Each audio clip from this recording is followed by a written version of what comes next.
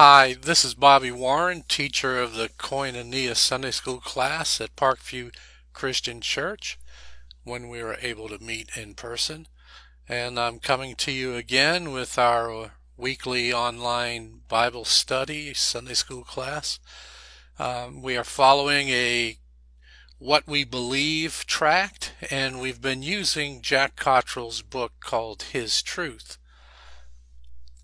Last week we looked at sin, and today we're going to look at the topic of death. You know, we have Thanksgiving in our rear view mirror, having just celebrated that day. And we have Christmas and New Year's coming up. And I almost thought I would switch topics and not talk about death. You know, if we get real, we know this was the first Thanksgiving, this will be the first Christmas, the first New Year, that some in our family here at Parkview are going to celebrate these days or observe these days and not have a loved one with them. We know that the coronavirus pandemic has played a role in some of these deaths. Whether it was the cause or kind of like one of my friends, it was sort of like the straw that broke the camel's back. He had been dealing with a number of other issues, and then he just wasn't quite able to shake COVID, and as a result, he died. So I was thinking about switching up the topics, but then I thought, no, we started this and we're going to go through. So we're going to look at this topic of death today. And, Wendy and I recently attended the dedication of a Battlefield Cross Memorial at Worcester Cemetery. And this is a bronze statue that has, the soldier's boots. It has the soldier's gun that's stuck into the ground with the bayonet. It has the helmet of the soldier who died in battle. And then the thing that makes it personal is the dog tags. So the last thing that's put on this monument is the dog tags. Well, we went to this dedication ceremony for this new Battlefield Cross Memorial that's at the Worcester Cemetery at the Veterans Memorial there. And even though that's a wonderful and beautiful statue dedicated to the men and women who have died while serving their country, that statue, we wouldn't call it dead. It was never alive, so why would we call it dead? So when we talk about death, it's usually referred to something that was alive. Man is intended to be alive and live. And so when we are no longer living, we call that death. However, we don't say rocks are dead, even though they are not, technically living. But death is connected with things that were intended to be alive. In Genesis 2:7, it says, "Then the Lord God formed a man from the dust of the ground and breathed into his nostrils the breath of life, and the man became a living being." So God breathed life into us, and at that moment we became living beings. But now, what about this idea of death? Well, when when sin entered, so did death. In that second chapter of Genesis, verse 17, God tells Adam and Eve, he says, "But you must not eat from the tree of the knowledge of good and evil, for when you eat from it, you will certainly die. So when we were created, we weren't intended to die. We were intended to live with God. But here God says, if you disobey, if you sin, you will surely die. And that's in Genesis 2:17.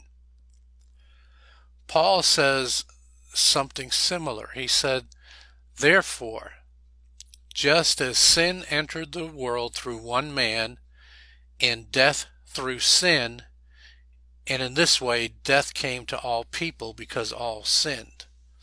That's in Romans 5:12.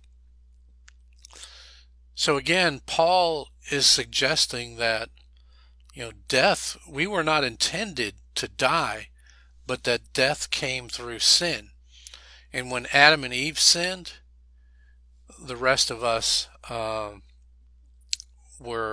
paying the price of physical death, not spiritual death, not spiritual guilt, not eternal death, but physical death, because sin entered the world through sin. This was not what God intended, but it's what happened through disobedience. Now, what is the penalty of sin? Right? We see that sin comes in, and death enters. And Paul says in Romans 6:23 that the wages of sin is death. So that's what God demands of us. If we're going to be disobedient, He's given us everything we need, and if we're going to be disobedient, then the penalty for that is sin. Now, I've kind of mentioned it already, but there are three kinds of death. There's a physical death, there's a spiritual death, and there's an eternal death. So what do we mean about physical death? Man is intended to be a unity of spirit and body. As long as the two are united, the body is alive. So Jack Cottrell writes that in his book, His Truth. So as long as we have spirit and we have body, we have life. But when the two are separated, the result is physical death. James writes about this in chapter 2:26, as he just notes that as the body without the spirit is dead, so faith without deeds is dead. So he's making a point about how people of faith have to do good works, right? Good works doesn't save us, but after we're saved, we need to do good works. These works become an expression of our faith. So he says faith without works is dead. All right, faith without deeds is dead. And he says in the same way, the body without the spirit is dead. So that when the spirit leaves our body, we are dead. When Jesus was on the cross, he had said, "It is finished." The Greek word is tetelestai. You might have seen a musical by this name with kind of 70s synthesizer music and stuff like that. But in John 19:30, Jesus is on the cross and he says, "It is finished." So his work on the cross is completed. And the passage continues, with that, he bowed his head and gave up his spirit. So when Jesus gave up his spirit, he died there on the cross. So physical death is when our body ceases to live, and it appears that happens when our spirit leaves our body. All right, so what about this notion of spiritual death? This can be considered spiritual depravity, which we looked at in our lesson about humanity and sin. We talked about limited depravity, total depravity. But this idea of depravity is that We are not living up to God's standards. We are sinning. We are putting our wants ahead of God's desires. And so, when we sin, it's considered a spiritual death. Look at Ephesians 2. Verse 1 says, "As for you, you were dead in your transgressions and sins." So, I mean, if we look at this verse, obviously the people are still physically alive, but Paul is saying you were dead in your transgressions and sins. So with sin, we go through a spiritual death. Just 4 verses later, in verse 5, Paul is saying that God made us alive with Christ even when we were dead in our transgressions. So God has the power to save us from the spiritual death, and it happens through Christ. There'll be more on this in later lessons. The third death we want to talk about is eternal death. This is separation from God when the sinner is cast into the lake of fire for eternity. We looked at this verse in a previous lesson, but in Matthew 10:28 it says, "Do not be afraid of those who kill the body but cannot kill the soul. Rather, be afraid of the one who can destroy both body and soul in hell." That was Matthew 10:28. This is referred to as the second death. We read about this in Revelation chapter 20 and also in chapter 21. So let's look at verses 14 and 15 in Revelation 20. "Then death and Hades were thrown into the lake of fire. The lake of fire is the second death. Anyone whose name was not found written in the book of life was thrown into the lake of fire." Now, who's going to face this second death? Revelation 21 verse 8, "But the cowardly, the unbelieving, the vile, the murderers, the sexually immoral, those who practice magic arts, the idolaters, and all liars, they will be consigned to the fiery lake of burning sulfur. This is the second death." So now, this eternal death, this second death, what exactly is it?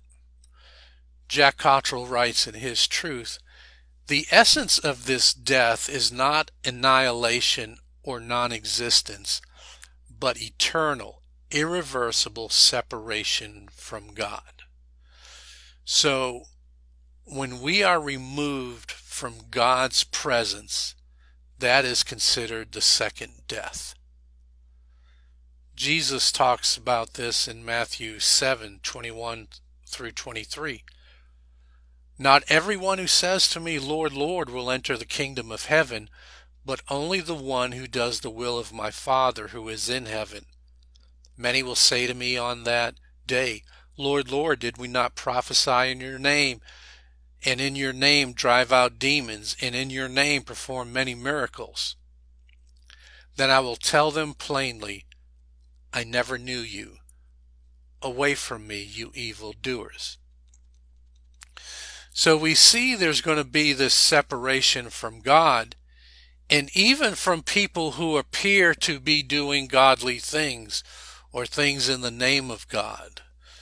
So we really have to be careful about our motives and, where we place God, Jesus, and the Holy Spirit in our lives, and, whether we want to impose our will before theirs or what.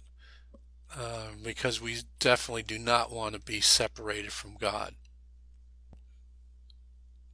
Death is a penalty. Have you ever wondered why we die? Have you wondered, is it just part of the natural order of things? Some suggest death is natural, but is it really? God warned Adam and Eve that if they disobeyed, they would surely die. Remember, we looked at Genesis 2:17. Paul talks about sin in Romans 1, and in verse 32 he says, those who do such things deserve death. James 1:15, then after desire has conceived, or sometimes it says lust, after desire has conceived, it gives birth to sin, and sin, when it is full grown, gives birth to death. So we see that,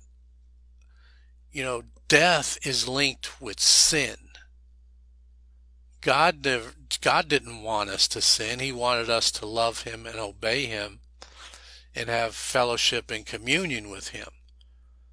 But when sin entered the world, so did death. Jack Cottrell writes, Romans 5:12 explains that death entered into the world and spreads to all men through one man, Adam. That is, individuals do not die as a penalty for some personal sin that they have committed. It is a curse on the whole race, so that even infants and saints die. And I think what he's talking about here is that we do not die a physical death for some personal sin. Sin has already entered the world because of Adam and Eve. And because of that, we face death in the body. Wasn't the way it's supposed to be, but that is the reality of it. Cottrell goes on to write in his Truth, in any case, it is quite plain that human death is not natural and normal. Man was not created with the intention or assumption that he would just naturally die like everything else. Only when sin entered did the curse of death fall upon mankind. It is the penalty for sin. Cottrell goes on to ask, if death is natural, then why is Christ's death on the cross considered a curse? So, death is not our friend. Death is an enemy. Because death was not intended for humans and sin brought death into the world, we truly can't consider death our enemy. It is not natural. Listen to the writer of Hebrews and tell me if he thought death was natural. Going down to Hebrews 2, verses 14 and 15. Since the children have flesh and blood, he too shared in their humanity, talking about Jesus, so that by his death he might break the power of him who holds the power of death, that is, the devil, and free those who all their lives were held in slavery by their fear of death. So Satan holds the power of death, and people live in fear because of death. Tell me again how this is natural. It has become part of life through the sin of one man, but it was not the way it was supposed to be. After Peter makes his good confession that Jesus is the Christ, the Son of the living God, Jesus tells him, on this rock I will build my church, and the gates of Hades will not overcome it. The church is a refuge against the power of death. And Paul says death is the final enemy to be destroyed. In 1 Corinthians 15:25-26, Paul writes, for Christ must reign until he has put all his enemies under his feet. The last enemy to be destroyed is death. While death is not natural, Cottrell says it is an appointment of the gracious God. So we are blessed that death is a defeated enemy. The book of Revelation tells us we have victory over death through Jesus. In John's vision he wrote, when I saw him, I fell at his feet as though dead. Then he placed his right hand on me and said, do not be afraid. I am the first and the last. I am the living one. I was dead, and now, look, I am alive forever and ever, and I hold the keys of death and Hades. That's Revelation 1:17 and 18. Those who are outside of Christ should be fearful of death because they face the possibility of not only physical death and spiritual death, but the eternal death we spoke about. But for those of us who have been saved by the blood of the Lamb, we should not fear death. We saw that God, our Redeemer, has the power to save us from physical death, spiritual death, and eternal death. In the coming weeks, we'll look at God's grace, Jesus, and conversion. That is, just how is it that God redeems us so that we no longer have to worry about the three deaths. I hope you'll join us for those upcoming lessons, and as always, thanks for spending time with us today, and may God bless you. We'll see you later.